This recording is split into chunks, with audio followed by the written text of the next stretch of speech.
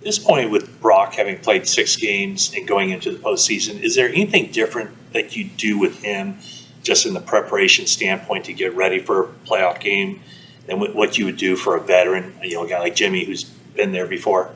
No, I mean, we do the same thing for the playoff game that we do for every other game. It's 7 days to prepare for a team, sometimes 6, and it's just one game. So, I mean, the rules change a little this year if you get to overtime, but besides that, there's absolutely nothing different. So, I compare it maybe to other sports where I think maybe a 7-game series and stuff could be a little bit different how you go about that, but it all comes down to one game, 3.5 hours, and each team has the same amount of time to prepare, and it's your same schedule, same routine.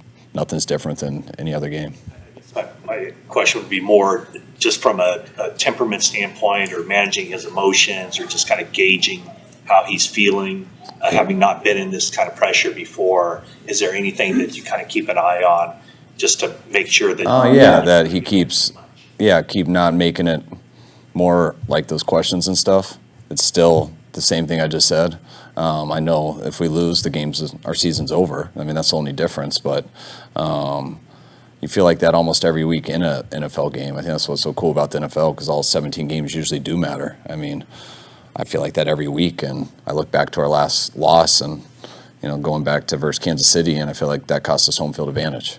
But at the time, you feel like that's going to be the game that keeps you out of the playoffs. And then the next week, it's always like that. So I feel like we've been playing playoff games for a long time, and the pressure's always on. And I think Brock takes that into every game. And this game, if you want to sit and think about all the outside stuff, I'm sure you could psych yourself out. But that's the only thing I would say through experience of it is, once you get on the field, there's absolutely nothing different. So whether it's a playoff game, whether it's a Super Bowl, I mean, all you can do is control the athletic sporting event that you're involved in.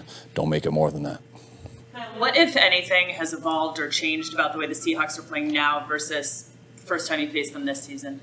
I mean, we faced them a month ago, and their defense over the last month, I think they're the 7th-ranked defense over the last 4 games.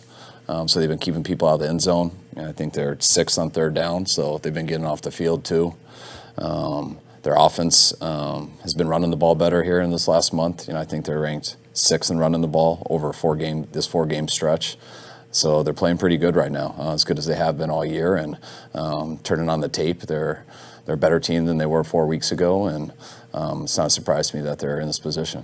Sometimes you hear people say it's hard to beat the same team 3 times in a row. Is there anything to that, or is that just kind of one of those phrases that is meaningless? I mean, maybe we had to do it 3 days in a row, but I look at it as we only have to beat them once, because there's no more in a row. Everything behind us doesn't matter, and it's a 1-game season right now. So we got to beat them this week one time, and then that'll allow us to move to next week.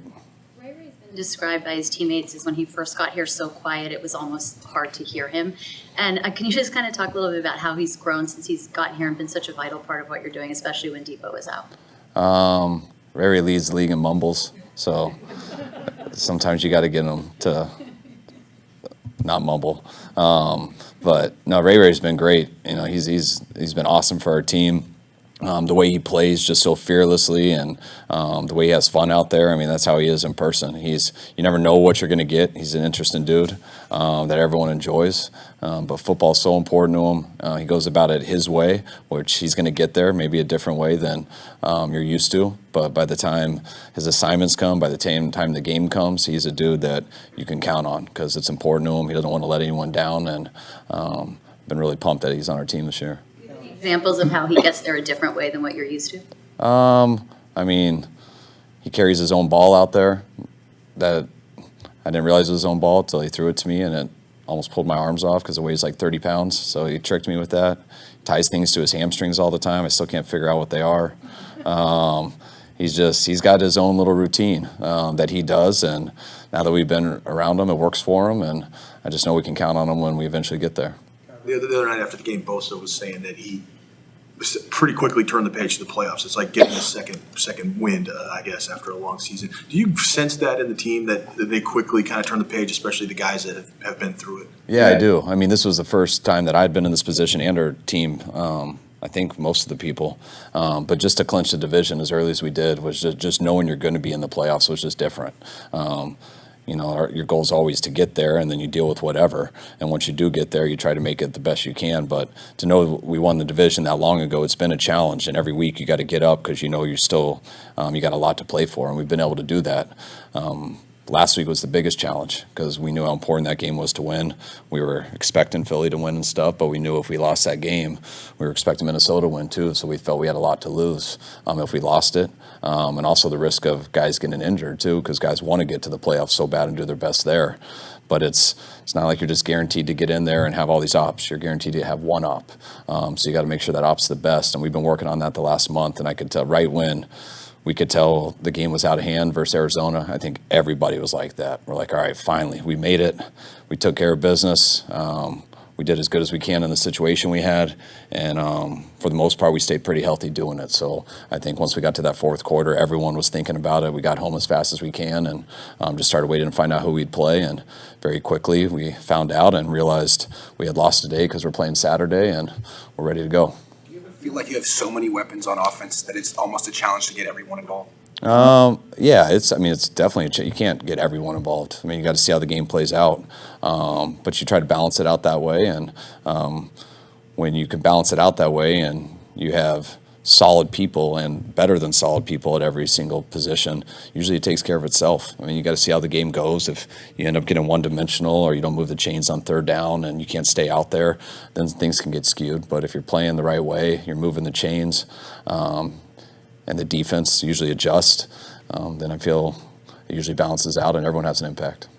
As far as playing a team 3 times in a season, do you remember from last year that third game against the Rams, did they bring in something a lot different to that game than the previous 2 meetings? And you have to kind of strike a balance with this game, and you don't want to anticipate too big of a difference, but there might be some differences between the 2 previous Seahawks. There's always a little, but once you know each other that well, it usually just gets, the game becomes more simpler. Each thing, you don't trick each other after that. You just, and usually teams are playing at a higher level by that third time. So it's very sound both ways, and it becomes a much more physical game. Usually it's based off of turnovers.